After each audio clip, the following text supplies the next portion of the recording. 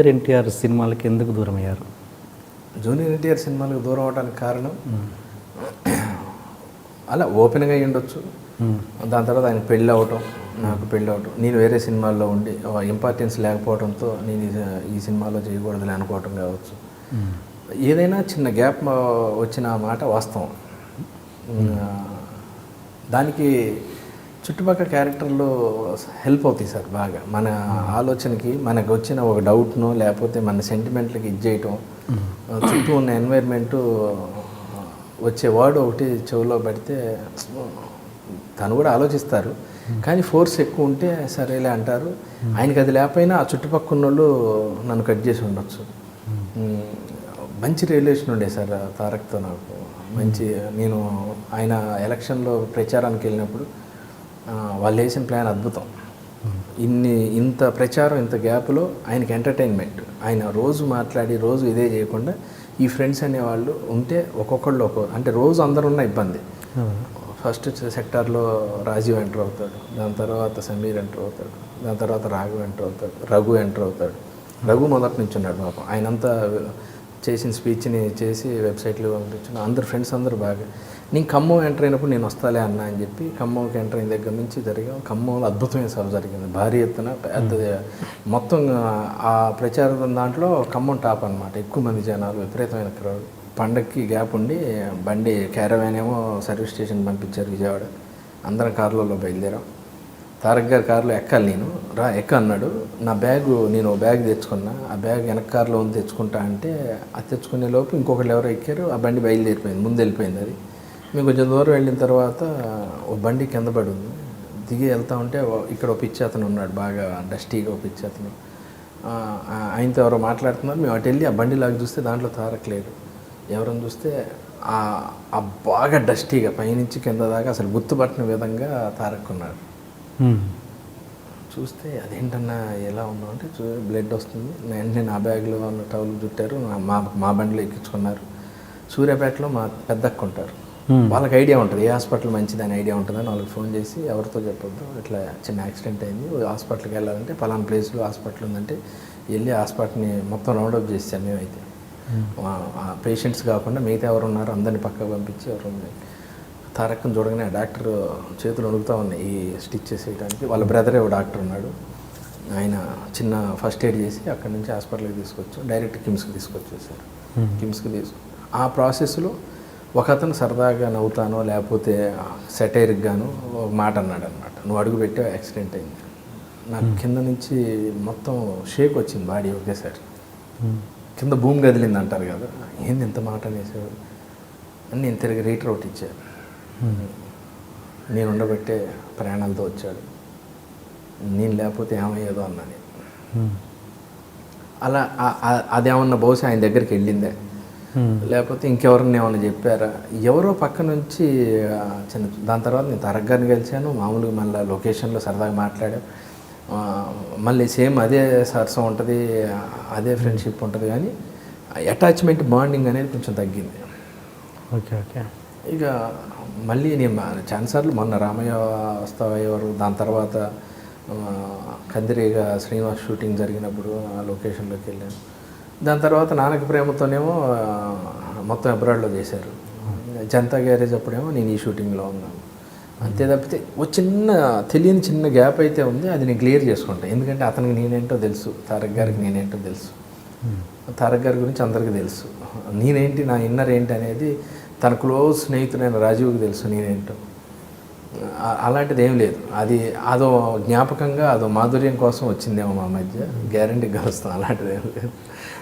మేము అంటే నేను అనేది మీరు అడిగిన దానివల్ల నేను అంటే ఏదో విడిపోయా అనేది కాదు, చిన్న గ్యాప్ అయితే వచ్చింది, అది సర్దుకుంటాను.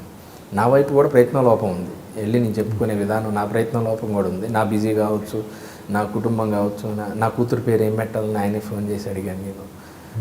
దానికి ఆయన సజెషన్స్ ఇచ్చాడు. నేను ఎలా అంటానంటే బాగుంది ఆ పేరు పెట్టి అన్నాడు. నా కూతురు ఇయర్ ఫంక్షన్కి తారక్ లాంటి హీరో వచ్చి మా పాపని ఆశీర్వదించాడు. అంత రిలేషన్ అంత ఇది ఉంది మా మధ్య. ఏదన్నా ఓపెన్గా చెప్పేవాడిని నేను. ఆయన సినిమా అందరూ అంటే రాజు వాడు డైరెక్ట్గా ఓపెన్గా చెప్తాడు, మిగతా వాళ్ళు నన్ను అడుగుతారక్ అనేవాళ్ళు. నేను మాత్రం నా దగ్గరకు వచ్చినప్పుడు అడిగినప్పుడు తలకాయ ఉంచుకునేవాడిని, చెప్పంటే ఓపెన్గా చెప్పేవాడిని. Okay okay. అవన్నీ సరదాగా ఉంది. బాగా నవ్వుకున్న సందర్భాలు ఉన్నాయి. నరసింహుడు అనే సినిమా యాక్చువల్గా రిలీజ్ లేట్ అయింది. అందరం తారక్ వాళ్ళ ఇంట్లోనే ఉన్నాం సరదాగా. సినిమా రిజల్ట్ ఏంటి అన్న టెన్షన్లో ఉన్నాం. అంటే జనరల్గా ఏంటంటే అంత పెద్ద మాస్ హీరో సినిమా పొద్దున్నే పడిపోద్ది, ఫ్యాన్ షోలు అలాంటి. ఆ సినిమా కొంచెం లేట్ అయింది. అందరం వెయిటింగ్, రిజల్ట్ కోసం వెయిటింగ్. నాకు ఖమ్మం నుంచి రిపోర్ట్ వచ్చింది. వెళ్ళి గదిలోకి వెళ్ళి తారక్తో అక్కడే ఉన్నాడు తారక్. నేను చెప్తున్నా, అన్న కొంచెం బ్యాడ్ రిపోర్ట్ చెప్తున్నారు మన సినిమాకి, అది ఇదని చెప్తుంటే పేరు అనవసరం ఇంకో ఆర్టిస్ట్ వచ్చాడు, ఇంకో ఆర్టిస్ట్ వచ్చి, బాబు మీరు థియేటర్లో వాడి మెడ కనపడ్డప్పుడు అని అంటే పులి సౌండ్ వేస్తే ఉందంట బాబు అనగానే అలా ఉండి పక్కున నవ్వాడు ఒకేసారి. అబ్బా జరిగిందేంటని అని సరదాగా అట్లా సరదాగా అయిపోయింది అనమాట. ఆ టెన్షన్ పోయింది, అందరం పోయి మళ్ళీ పార్టీ మూడ్లోకి వచ్చాం. ఓకే అయిపోయింది, ఇది అయిపోయింది. అంత క్లోజ్ రిలేషన్ ఉండేదండి, ప్రతిదీ బాగా క్లోజ్ రిలేషన్ ఉండేది. ఏమైనా ఆయన పెళ్ళి అవ్వటం, చిన్న ఆయనకి ఫ్యామిలీ బాండింగ్ ఏర్పడటం, అంతకుముందు అందరం కలిసి ఉండేవాళ్ళు బాగా. పెళ్ళైన తర్వాత కూడా మిగతా అందరితో కూడా కొంచెం రిజర్వ్ అయింది. నాది ఏం కాదు సార్, అది ఎంత మామూలే, వెళ్ళి మళ్ళీ ఒక 2 నిమిషాలు గ్యారంటీ ఉంది. ఆ హాస్పిటల్లో మీరు రిటైర్డ్ మాట్లాడింది ఒక ఆర్టిస్ట్తోనేనా? ఆర్టిస్టా లేకపోతే మామూలుగా common friend? Okay, common friend. Okay okay. అంటే మామూలుగా ఇండస్ట్రీలో అనుకునేది ఏంటంటే జూనియర్ గురించి, ఎన్టీఆర్ గురించి ఇక్కడి మాటలు అక్కడ చెప్పారు శ్రీనివాస్ రెడ్డి, అక్కడి మాటలు ఇక్కడ ఎన్టీఆర్కి చెప్పారు, అందువల్లనే కొంచెం దూరం పెట్టారు అన్నది ఒక టాక్. ఎంతవరకు నిజం? ఏమో మరి, అదైతే నా దాకా రాలేదు. బహుశా మీకు ఎవరన్నా అట్లా ఇన్ఫార్మ్ చేసి ఉండొచ్చు, అదో కారణం అయ్యి ఉండొచ్చు అని చెప్పుంటారు. అంత ఇక్కడ విషయాలు అక్కడ మోసేసి, అక్కడ విషయాలు ఇక్కడ మోసేసి అంత ఏం జరగలేదండి మా మధ్య. అంటే ఇప్పుడు ఏదన్నా ఒక ప్లాన్ అనుకుందాం, ఉదాహరణకు ఇంకో ఏదైతే అవతల అనేది ఏందో తెలియదు, ఇక్కడ విషయాలు అక్కడ అనేది అక్కడెక్కడ అనేది తెలుసు. ఇక్కడ అనేది మనకు క్లారిటీ ఉంది, ఎన్టీఆర్ గారి విషయాలు ఇక్కడ విషయాలని. అక్కడ అనేది క్లారిటీ మీకు ఏమైనా ఐడియా ఉందా సార్? అక్కడ అనేది లేదు. ఇక్కడ విషయాలు అక్కడ అంటే అక్కడ ఏంటనేది తెలియదు. అలా తారక్ రేంజ్కి అక్కడ విషయాలకి వెళ్ళాలి. ఇక్కడ అనేది తారక్ రేంజ్ ఇదైతే దీన్ని మించి ఉండాలి అక్కడ అనేది. నాకు అంత అక్కడ ఉన్న పరిచయాలు ఏమి లేవు, మహా అంటే ఇక్కడే ఉంటాయి.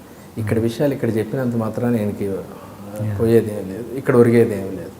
అది శుద్ధ తప్పు. నేను ఎప్పుడు నా కెరియర్లో కానీ, నా ఫ్యామిలీ సర్కిల్లో కానీ, నా ఫ్రెండ్ సర్కిల్లో కానీ ఏ రోజు అలా ఉండదు. ఒకవేళ మీ గురించి నాకు ఏదని తెలిసినా, మీ గురించి వేరే వాళ్ళు ఏదని చెప్పినా, ఆయన ఉన్న సందర్భంలో డైరెక్ట్ ఓపెన్ చేస్తా. ఆ రోజు ఇలా అన్నాడన్నా ఏంటి అన్న ప్రాబ్లం ఉందని అంత క్లియర్ చేసి అంత ఓపెన్గా ఉంటాను. కానీ అసలు అలాంటిది ఏం లేదు.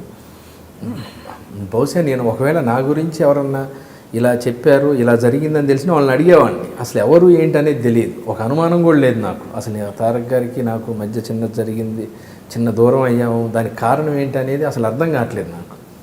దాని నుంచి ఇదవుతుందండి అంతే తప్ప. అంటే మీరు ఎప్పుడు ఎక్స్ప్లెనేషన్ ఇచ్చే ప్రయత్నం కూడా చేయలేదు?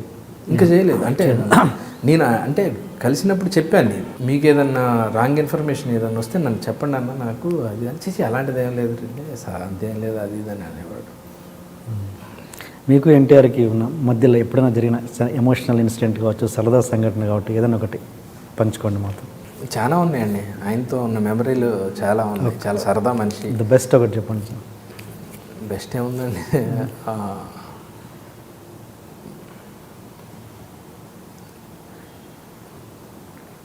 యమదొంగలో ఆ సీన్ జరుగుతున్నప్పుడు సర్కిల్ అంతా అక్కడే ఉంది దరిదాపు.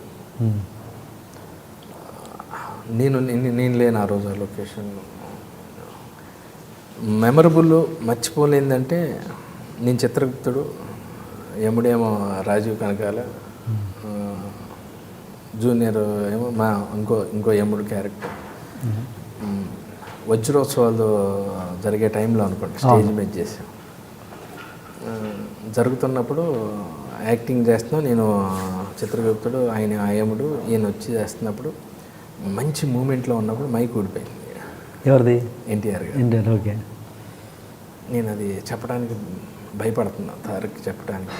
నేను దాని మీదే ఉంది నాకు మైక్. నీ క్యారెక్టర్ మర్చిపోయా, నీ చిత్రగుప్తుడు మర్చిపోయా, అయ్యో రాజీవ్ జల్దీ అంటే రాజీవ్ ఇంటెన్షన్ తీసుకొని ఒక నిమిషం మైక్ పోయింది అంటే మళ్ళీ పెట్టుకొని ఇంకోసారి చెప్పమంటారా అన్నాడు. విజిల్స్ గోల అసలు పులకరించిపోయింది. ఒకేసారి రోమాలను ఎక్కిపరుచుకుని ఒక డైలాగ్, ఒక పాట విన్నాడంటే ఇట్లా సినిమాలో పాట విన్నాడంటే పాట నాన్ స్టాప్ పాడుతాడు. ఆలోచన విధానం టేప్ రికార్డులో పెట్టి ఫార్వర్డ్ బటన్ కొడితే ఎంత ఫాస్ట్ వెళ్ళిపోద్దో అంత ముందు మనకన్నా ముందు ఆలోచిస్తాడు. చాలా మెమరీ, చాలా తెలివైనవాడు. బాగా ఇది అదే నమ్మకం, ఆ నమ్మకమే నాకు గ్యారంటీగా. మళ్ళీ వెళ్ళి మాట్లాడితే ఒకసారి కూర్చొని ఓపెన్గా బట్టలు ఇప్పుకొని మాట్లాడితే మనసు ఇప్పుకొని అన్నీ జరిగిపోతుంది. చాలా మెమరీస్ ఉన్నాయండి. ఒక ఎపిసోడ్ అవుతుంది. Any emotional thing? చాలా ఉన్నాయండి ఎమోషన్స్. ఆయన లైఫే ఎమోషన్తో స్టార్ట్ అయింది. క్రికెట్ ఆడుతూ ఉండేవాళ్ళం మధురానగర్లో రాజీవ్ వాళ్ళ ఇంట్లో. అంబాసిడర్ కార్ వేసుకొని వచ్చాడు ఒకసారి, అందరినీ సరదాగా రమ్మన్నాడు. లేదులే తారక్, చిన్న పని ఉందని రాజీవ్ ఏదో అన్నాడు. ప్రతి ఒక్కళ్ళు నాకు దూరంగా ఉండాలని చూస్తారని కారు ఎక్కి వెళ్ళాడు. అందరం పోదామని బయలుదేరాడు. ఒక అరగంట సేపు చిన్న ఎమోషన్, దాని తర్వాత మళ్ళీ మామూలే. చాలా చాలా ఎమోషనల్ మనిషి. స్పందించే హృదయం అంటారు కదా, ఎవరికన్నా ఏదన్నా అయిందన్నా కానీ వెంటనే రెస్పాండ్ అవుతాడు. తన ఫ్యాన్స్కి ఏదైనా జరిగిందన్నా, ఎవరికన్నా ఏదైనా ప్రాబ్లం వచ్చిందన్నా, తనకి యాక్సిడెంట్ జరిగిన ప్లేస్లో ఆ సైడ్ అది పెట్టించడం కానీ అన్నీ బాగా ఎమోషనల్గా బాగా ఇది తనకి అన్నీ బాగా తెలుసు. అది ఎలా అయిందండి యాక్సిడెంట్? యాక్చువల్గా అది డీప్ కర్వ్ సార్. తను అంటే ఆ ప్లేస్లో ఇలా ఇలా ఇలా ఉంటుంది అన్నమాట. అప్పటికి మ్యాక్సిమం తీసుకున్నాడు. ఆ టర్నింగ్లో ఆ సఫారీ కరెక్ట్గా కట్ అయ్యే టైంకి ఇట్లా కొట్టేసింది. పక్కనే పెద్ద బావి ఉంది సార్. అంటే దేవుడు ఉన్నాడంటారు. అదే కొంచెం ముందు కట్ అయితే డైరెక్ట్ బావిలో పడేది బండి వెళ్ళి. లోన్ ఉన్న ఇంకా ఉన్నారు, ఇంకో ఒకళ్ళిద్దరు ఉన్నారు. రాజీవ్ రోల్ అయ్యాడు లోన్. ఇంకో పెద్ద అని మా ఫ్రెండ్ ఒక ఆయన ఉన్నారు, ఆయనకు కూడా తనకి దెబ్బ తగిలింది. తారక్కేమో ఇక్కడ స్టిచ్చెస్ పడ్డాయి. ఆ టైంలో అది జరగకూడదు, జరిగింది. ఓకే. ఎనివే మళ్ళీ మీరు కలిసి సినిమాలు పనిచేయాలి. చేస్తాం సార్, అలాంటిది ఏం లేదు, సమస్య లేదు. తారక్ గారితో అంటే తారక్ అంటానికి కూడా రావట్లేదు. ఎక్కువ అన్న అన్న అని పిలుస్తూ ఉంటాను నేను, చిన్నోడైనా కానీ. ఎందుకంటే సార్ చుట్టుపక్కల ఆయన పెద్ద హీరో. అలా మాట్లాడిన వాళ్ళందరూ కూడా కొందరు ఇదే ఏం తారక్ ఏంటి అన్న వాళ్ళు అందరూ కూడా పక్కన కూర్చున్న వాళ్ళే. ఎందుకంటే ఆయన ఇమేజ్ కానీ పబ్లిక్లో మీకు తెలుసు, నేనేంటో నాకు తెలుసు. అయినా కానీ మనం బయట మన ఇద్దరం బాగా ఫ్రెండ్స్ అయినప్పుడు, మనం మామూలుగా బయట ఉన్నప్పుడు ప్రొఫెషనల్లో ఉన్నప్పుడు టీఎన్ఆర్ గారు ఏంటండి అన్న, మీరు శ్రీనివాస్ రెడ్డి గారు అన్నారు, లేకపోతే సారో లేకపోతే అన్నో, నాకన్నా చిన్నోడైనా అన్నా కానీ నేను ఏంటన్నా అది కాదన్నా అంటా ఉంటా, అన్న అన్న అన్న